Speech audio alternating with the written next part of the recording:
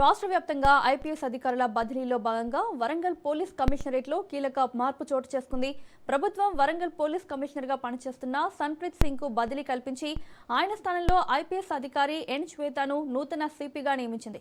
ప్రభుత్వ ఉత్తర్వుల ప్రకారం ప్రస్తుత సిపి సన్ప్రీత్ సింగ్ ను సైబరాబాద్ ట్రాఫిక్ జాయింట్ కమిషనర్గా బదిలీ చేశారు. ఆయన స్థానంలో 2012 బ్యాచ్కు చెందిన ఐపీఎస్ అధికారి ఎన్ శ్వేత వరంగల్ పోలీస్ కమిషనర్గా బాధ్యతలు స్వీకరించనున్నారు. ప్రస్తుతం హైదరాబాద్ నార్త్ రేంజ్ జాయింట్ కమిషనర్గా విధులు నిర్వహిస్తున్న శ్వేత ఇప్పుడు వరంగల్ కమిషనరేట్కు రానున్నారు. ఆమె అనుభవం, పరిపాలనా శైలి వరంగల్ పోలీసింగ్కు మరింత బలోపేతం చేస్తుందనే అభిప్రాయాలు వ్యక్తమవుతున్నాయి.